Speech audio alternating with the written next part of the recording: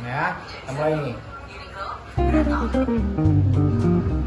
Halo, selamat siang teman-teman semua dan juga buat guru yang akan menyaksikan video ini.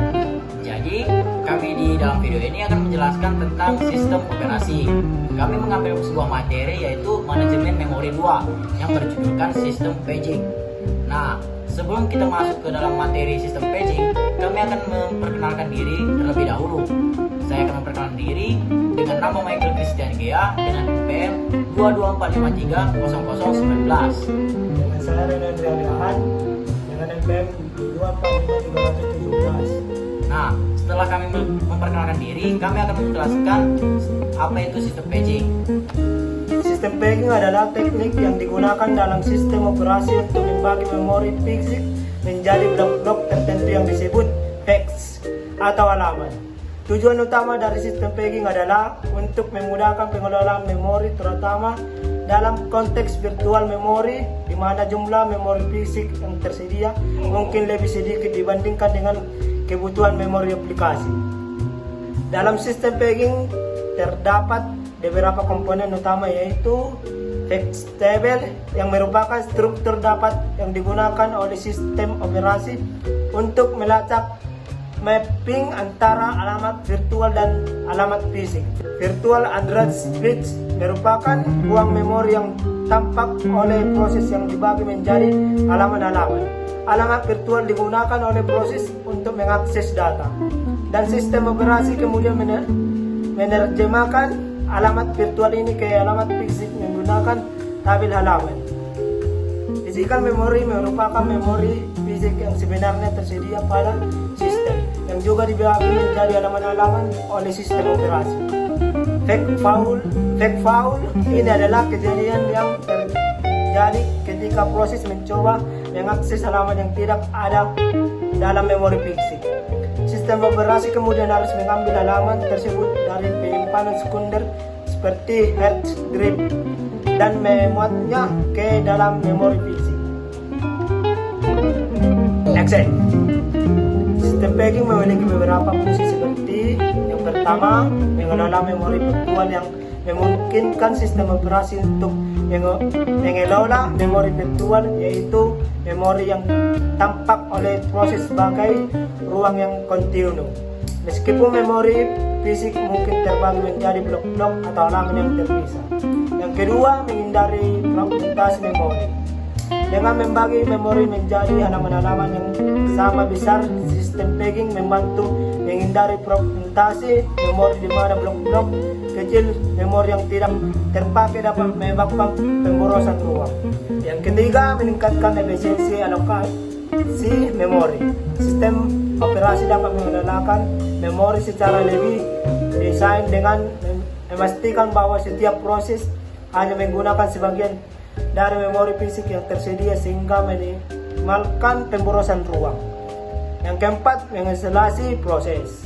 Membantu mencegah konflik memori dan menjaga keamanan antara proses.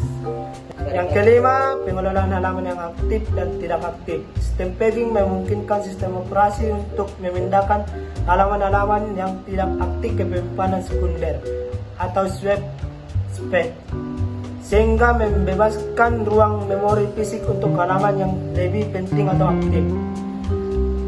Yang keenam, penanganan fake foul, yaitu ketika proses mencoba mengakses halaman yang tidak ada dalam memori fisik. Sistem operasi dapat mengambil halaman tersebut dari penyimpanan sekunder yang memuatnya ke dalam memori fisik sehingga proses dapat melanjutkan eksekusi. Selanjutnya yang ketujuh, penoptimalan pengguna memori. Dengan membagi memori menjadi halaman-halaman, sistem operasi memori memastikan bahwa setiap proses hanya menggunakan sejumlah tertentu dari memori fisik yang tersedia. Oke. Habis kita sudah mendengarkan sebuah pengertian, tujuan dan komponen-komponen utama serta fungsi-fungsi dari sistem paging. Nah, jadi selanjutnya saya akan menjelaskan apa sih kelebihan dan kekurangan dari sistem paging.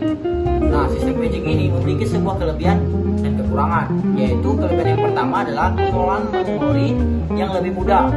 Nah, sistem paging ini memungkinkan sistem operasi untuk mengelola memori dengan lebih mudah. terutama dalam konteks virtual memori, di mana jumlah memori fisik yang tersedia mungkin lebih sedikit dibandingkan dengan kebutuhan memori aplikasi. Yang kedua, isolasi proses.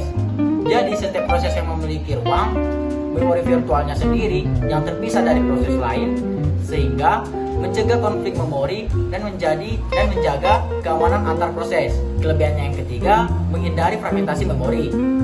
Jadi dengan cara membagi memori menjadi halaman-halaman yang sama besar, sistem paging membantu menghindari fragmentasi memori, di mana blok kecil memori yang tidak terpakai dapat menyebabkan pemborosan ruang. Yang keempat, efisiensi alokasi memori.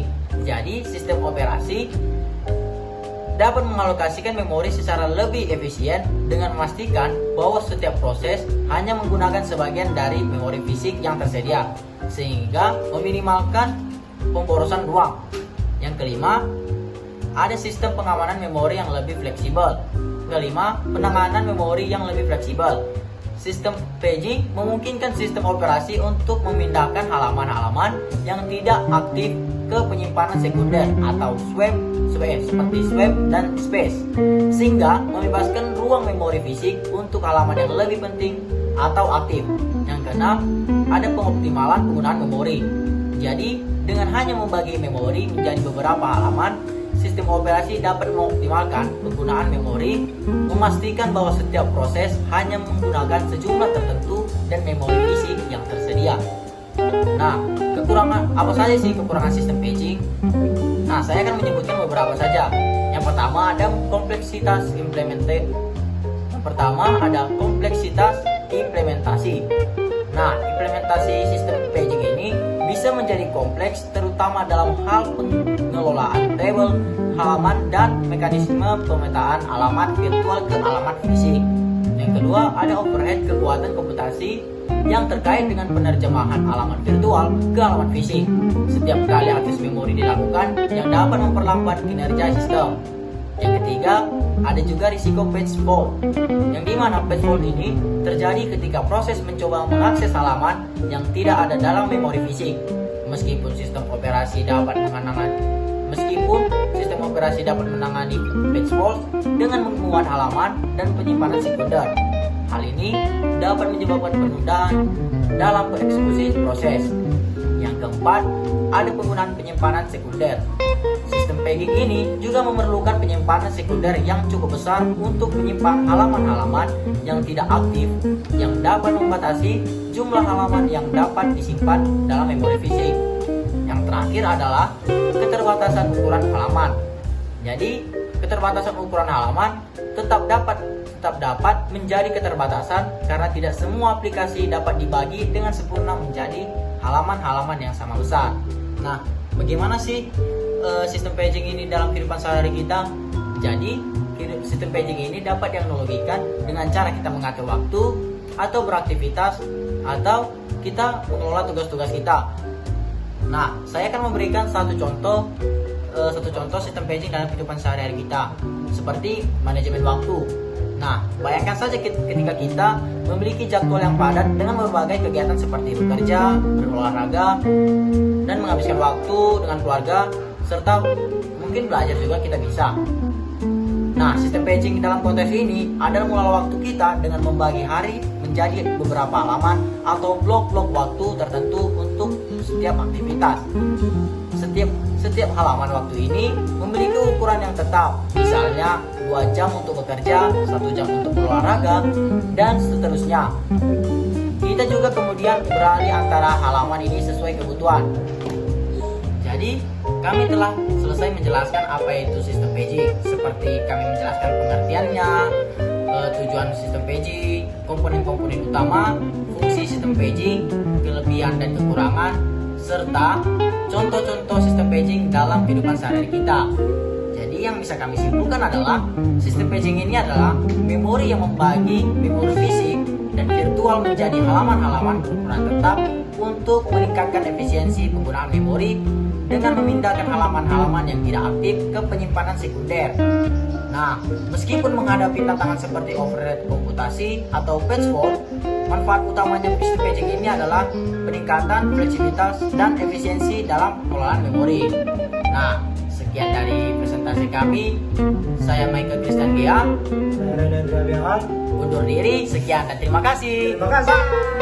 Bye. Dalam sistem pegging terdapat beberapa komponen utama, yaitu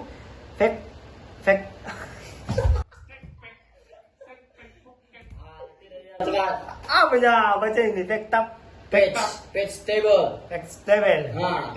Oke. Oke, mulai dari Dalam sistem. Oke. Virtual address spec. Ulang.